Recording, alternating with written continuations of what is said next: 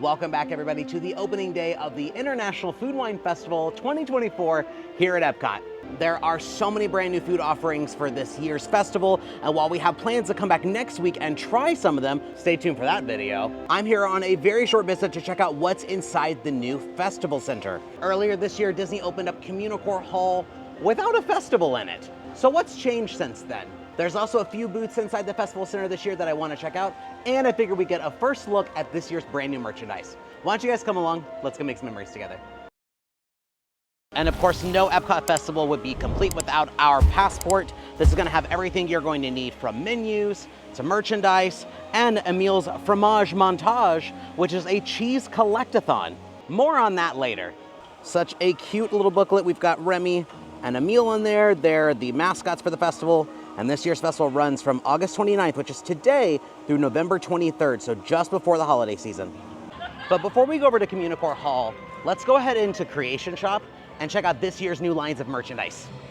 Very first thing we found is the brand new Figment Loungefly for the festival. Looks very cute in a chef's hat, and he's cooking up a storm. Got the Epcot umbrella there with some of the World Showcase pavilions, and then Spaceship Earth in the background. It's extremely vibrant. This is the most vibrant one I think I've ever seen them do. On the back, we've got the International Food and Wine Festival 2024. We've got some matching ears to go with the Loungefly.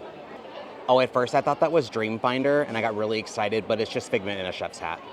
Oh, foodie at heart. Brand new Loungefly. I do love that everything's kind of this like plum color. It's a very, very nice color, very fall. Spaceship Earth here with the Food and Wine Festival 2024. And there's the back of it. I really, really love this collection, but my main issue is that it has the date. I don't like things that have the date on it. That's not subtle at all either, because it feels weird to wear it the very next year. Ooh, and there's an insulated like lunch case here. More of the symbols and emblemage on the other stuff. That's really cute, and it's practical too. Now, there's actually so much merch, it would take forever for me to show you guys each individual thing. So I'm gonna rapid fire some things so you guys get a general idea what everything looks like this year.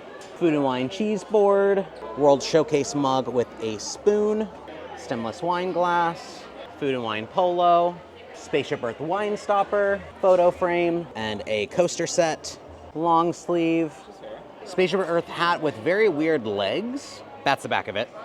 Oh, Chef Mickey is so cute. Oh, and this shirt too. Man, they've got a lot of cute merch this year. Oven mitt set, tea towel, and apparently Mickey knows how to make sushi. Remy collection, including this brand new ornament. I thought this was another oven mitt, like a small silicone one, but it's a beverage sleeve, so it's like a koozie. Another cheese board, but this one is Ratatouille themed. Remy kitchen timers, love that. Remy all over print ringer tee. Burgundy Remy pocket tee, love the colors on this one. There's the back of it. Very busy, but I still like the colors. Are my eyes playing tricks on me? Is this Muppets merchandise? They have a Muppet Labs shirt this year. No way, are you kidding me? I think this is the men's tee, even though it's different, but it's got like the little pocket on there with the pens, and on the back is Dr. Bunsen and Beaker. This one does have the date on it, but honestly, it's subtle enough that like I would consider buying it. That's really nice. And there's actually a stemless wine glass here that's shaped like a beaker for like Muppet Labs. That's so cool.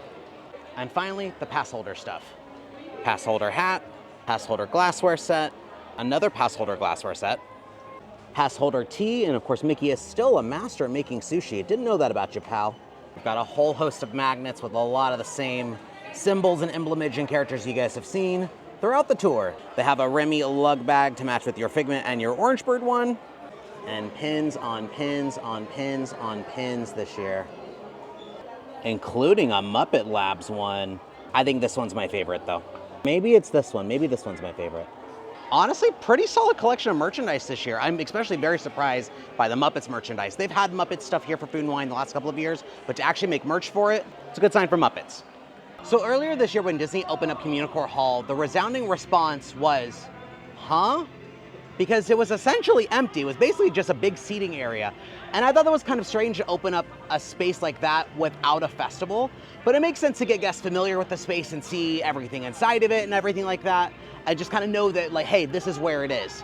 So I'm really eager to see what they did do with it, because there's a lot of pressure riding on this building being well done. When the initial plans for EPCOT were drafted up, we were supposed to get this large, super big festival center, and with the 2020 closures and just budget cuts, it was scaled back significantly to this hallway, essentially.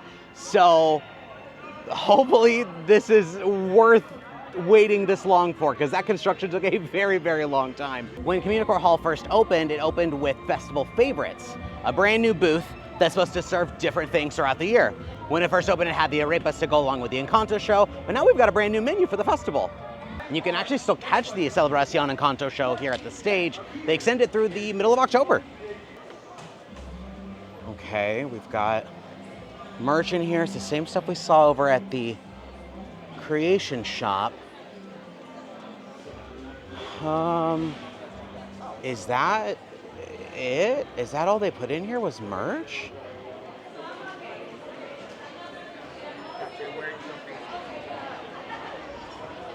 We do have a secondary booth in here, which is brand new. This is Macatizer, so I'll be getting something from both this one and the booth outside. But they've completely got rid of all the seating. I'm super confused because I don't understand how this is like a festival center. It's merchandise and stuff, but honestly, it feels more empty now than it did when the booth first opened. So I came outside so I have a kind of a quiet place to talk. When they first showed up concept art, it looks like it was for Festival of the Arts, and it was full of art and a big Figment statue, and it looked like that's truly what it was supposed to be, an actual center for the festival. And right now, all it is the same merch that we have over at the other store, less seating than there was originally. I will give it credit for having another booth for us to go and enjoy things at, so I'm excited to check out what they have at Macatizer's menu. But other than that, I don't quite understand why nothing was changed. There was a lot of feedback about this space being used incorrectly when it was first debuting, and I was willing to give it the benefit of the doubt that this was just a weird time where there's no festival, but here's the new space for you guys to get familiar with it, and there's just nothing in there. I expected like a decal or something, a photo op. There's still a divider that has the emblem image for the festival on the backside of the cash registers for the merch, but that's it. I really hope that they have stuff that maybe just didn't make it up for day one. This is just a day one issue where the next time we come, it's gonna be more full. There's gonna be things to look at because it's not very exciting. There's nothing that says festival about this festival center. In fact, I think the Odyssey building is continuing to still do it better because with each festival, we've gotten a highly themed area. Well, confusion aside, I've got some food I need to go try. So why don't we head back inside to Macatizer's menu, grab the item there, and then we'll go outside to Fan Favorites and grab the new item from there. All right, so I grabbed my very first item for this year's festival. This is the traditional mac and cheese with herb panko crumbs. I will say, for as simple as this looks, it smells delicious and it looks delicious. Plus, who doesn't love mac and cheese? Plus, before I dig in, this was actually part of the cheese crawl I talked about earlier, which is Emil's fromage montage. It's hard to say. This is the cheese crawl you guys can do where you make your way around the park and you purchase 5 unique cheese items, and then by the end of it, you can go and collect a collector's prize for doing so. So this is a fun thing they do just for every single festival. We don't typically do it, but I love cheese and I love free stuff. So I can see ourselves completing this by the end of the festival, if not sooner. And of course, you don't have to get 5 unique items. You can get 5 of any of them. So if you wanted to just go and get 5 of these, you totally can. Without even taking a bite, I will say this already smells like something they would have at a school lunch for American kids, like American school lunch, which is just really comforting. Not as creamy as I would have hoped it would have been. Let's see how good it tastes. It is a tiny bit dry. It could definitely use more cheese sauce, or at least maybe a thinner cheese sauce, but it tastes really good, and the panko is a really nice touch. I will say there's also an odd spice to the panko. I can't quite place what it is, but there's a tiny bit of heat there. I think out of 5 Remy's, let's do Remy right now.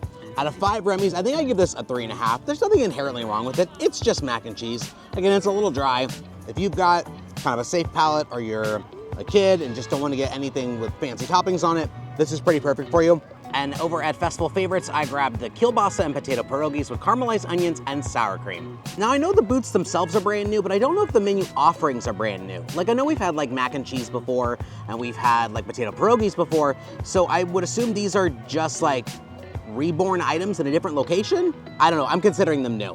I think these look pretty decent. We've got 2 pierogies here, we've got some of the kielbasa underneath, caramelized onions, and then we've got the sour cream on top with some chives. I didn't grab a fork. I'm gonna use my spoon I used for my mac and cheese. We're just gonna jump right in. I don't think I know what's inside these. The pierogies by themselves are kind of flavorless, but the kielbasa is really nice. I really like the kielbasa. I'm just gonna get a bite of everything with those caramelized onions. It's almost like a deconstructed booth a little bit. Hold on. All right, pierogi and caramelized onions. Kielbasa. It works really well together. I should have done that in the first place. This honestly kind of feels like a Festival of the Holidays item. It feels very like Christmassy to me. But I thought they were pretty good. I don't really necessarily feel the need to get them again, but I'm glad I tried them. If I could just get a bowl of kielbasa by itself, I think that'd be a better dish than everything altogether. But I'm not upset I tried it. Out of 5 Remy's, I think I also give it a 3.5, maybe 3.75. Well guys, thank you so much for coming along with me today on this very short visit out to EPCOT for the beginning of the 2024 Food and Wine Festival. Again, we are gonna be back out here next week to try some of the brand new things for this year's menu. I just wanna come out here today to see what the Festival Center was all about. And I gotta say, kind of disappointing. I was really reserving my judgments for when the festival would have started because I was hoping they would have just, again, allowed the space to be available for guests to come in and sit down, get out of the heat, and just maybe grab a menu item from outside and just enjoy sitting inside. But it's now even less stuff on the inside, except for merchandise. I will again say I do like that there is a menu inside of there, like a new booth so you can grab some things. Hoping over the course of the event they add some additional things to the space to kind of liven it up a little bit. But until then, I enjoyed my menu items I got today. Were they my favorite? No, but I feel like they were a pretty good start to the festival. Got my first stamp for Emil's Fromage Montage. Looking forward to finishing that over the course of the event. And I'm really looking forward to spending time in World Showcase and looking at all those different menus and trying those new things. If you guys haven't done so already, make sure you guys like our videos, subscribe to our channel, hit that notification bell, so that you guys get updates on all of our future adventures. And let me know, have you had a chance to look at the food and wine menus? What's the item you are most looking forward to? For me, low-key looking forward to the pickle milkshake being back.